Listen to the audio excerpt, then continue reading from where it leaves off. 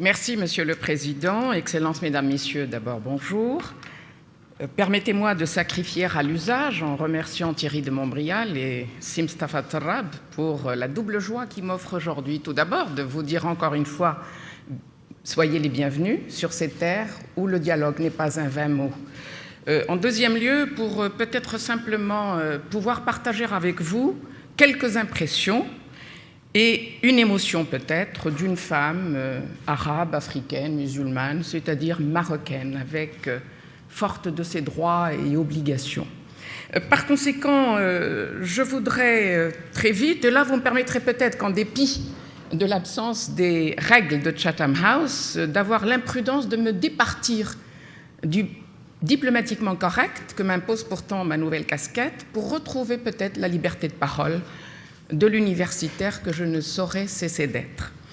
Donc d'abord un premier point pour plaider le retour à un vrai multilatéralisme et évidemment nous interroger sur les chances de son avènement, pour insister peut-être dans un deuxième point sur le lien droit de la paix, droit du développement, droit au développement, rendu encore plus complexe par les questions environnementales. L'environnement, d'ailleurs, résume à lui seul toute la problématique de la régulation mondiale. Alors, permettez-moi, et vous aurez la charité de pardonner cette évidence, seulement d'un mot, de souligner le paradoxe. Et je crois que M.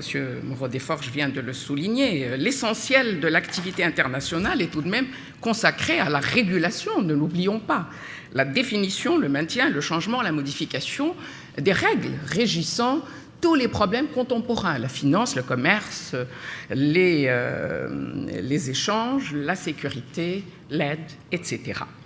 Et pourtant, il y a tout de même une très grande faiblesse de cette régulation internationale, que l'on nomme anomie depuis Durkheim, car il y a ce formidable décalage entre les profondes mutations, entre les bouleversements, et je n'insisterai pas avec l'émergence des nouvelles puissances, de nouveaux pouvoirs redoutables, des acteurs non territoriaux et qui posent des défis immenses à la préservation de la sécurité individuelle et collective, et donc cette capacité du droit international à gérer l'accélération de l'histoire et non pas sa fin, comme certains l'ont dit un petit peu rapidement. Donc on voit des pans entiers qui ont bien du mal à être appréhendés justement par la réglementation, des enjeux de premier plan comme la haute technologie, l'Internet, ou encore peut-être des espaces livrés comme les océans aux pirates et au plastique, au choix, et parfois aux deux. Donc le premier point, certes on se réjouit que l'élection de M. Barack Obama ait entraîné la fin de l'unilatéralisme US et le retour d'une certaine manière des USA vers l'ONU. Mais est-ce pour autant la renaissance du multilatéralisme? Bien sûr que non, car la place faite aux pays du Sud est toujours aussi inacceptable.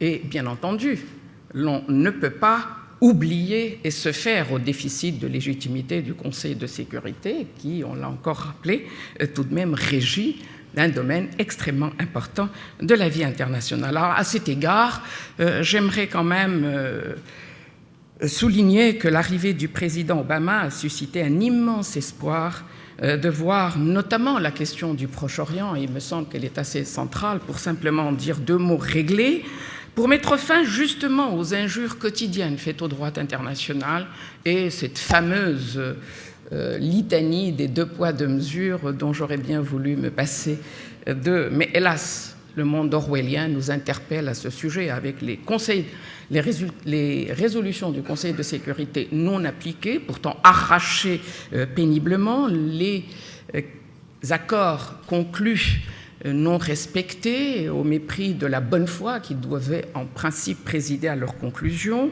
et puis bien sûr les droits fondamentaux violés, etc. Donc j'espère bien que cette question soit réglée pour mettre fin précisément à ce déficit tant de la légitimité que de la légalité qui vient saper les bases mêmes du droit international et réduire énormément sa crédibilité. Alors, permettez-moi très brièvement de dire un mot sur la problématique du G20. On en a déjà beaucoup discuté très largement et qui a été en fait adapté pour contourner précisément cette extraordinaire inefficacité de la lourde machinerie de l'ONU et peut-être pour régler les questions clés. Ce n'est pas peu dire, comme l'avait rappelé M. Erlanger. Alors là, je crois qu'on est en droit de s'interroger.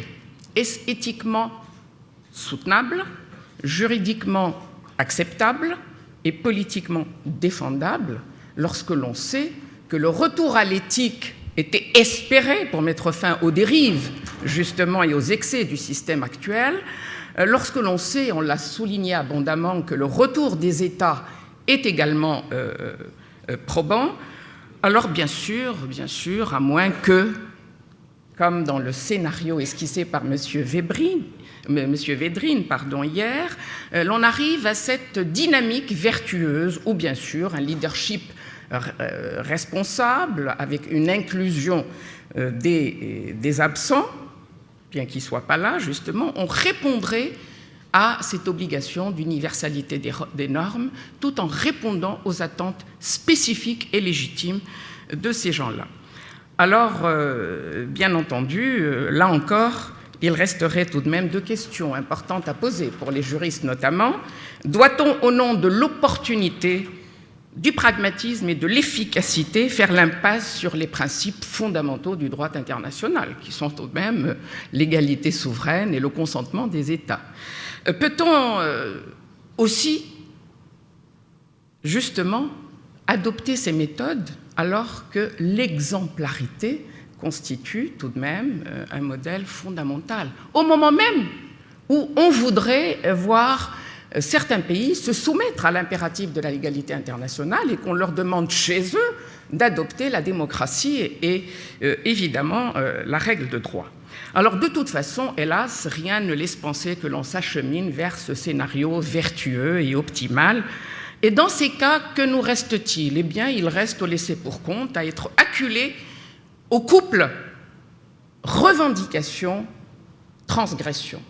Des revendications de plus en plus virulentes, de plus en plus radicales, des transgressions de plus en plus violentes, de plus en plus diffuses, et qui se font justement dans l'éclatement, dans la fragmentation, avec ce retour de la culture et du sacré comme mode ultime de contestation de l'ordre établi, qu'il soit national ou international, et bien entendu de contester la domination des grands, avec bien sûr cette forme extrême qu'est le terrorisme. Alors juste deux remarques très brèves, faute de temps, à ce sujet. L'on sait, hélas, que la lecture quasi exclusive des relations internationales à travers le terrorisme a détourné l'attention, les finances, les ressources des droits de l'homme, mais aussi du développement, alors que l'on sait que le développement est la base vitale de la sécurité. Deuxième remarque, toute tentative d'essayer justement de voir que cette exclusion est créatrice d'un terreau fertile qui permet aux extrémistes de tout poil de fédérer les revendications, les mécontentements d'une jeunesse, il faut le dire, arabe et musulmane, aussi en colère que désœuvrée. Et bien entendu, ceci fait la part belle précisément à cela. Alors évidemment, toute tentative d'expliquer cela est perçue d'emblée comme une justification du terrorisme. Loin de là. Si on essaye de faire cet exercice, c'est précisément pour s'attaquer aux racines du mal, pour pouvoir justement en prévenir cet impact. Et là, permettez-moi très brièvement d'en finir avec le deuxième point. Il me semble donc qu'à ce niveau, il est impératif de faire un lien étroit entre le droit de la paix et le droit de développement.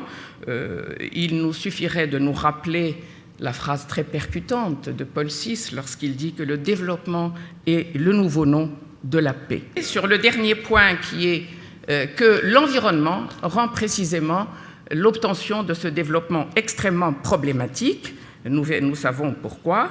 Et la question qui se pose est bien sûr que va faire Copenhague pour répondre à ces attentes. Et permettez-moi donc de finir par m'interroger avec René-Jean Dupuy comment l'obtenir sans disposer d'une valeur contraignante substituant l'obligation à l'aumône et affirmant un droit qui confère une véritable créance à ses titulaires.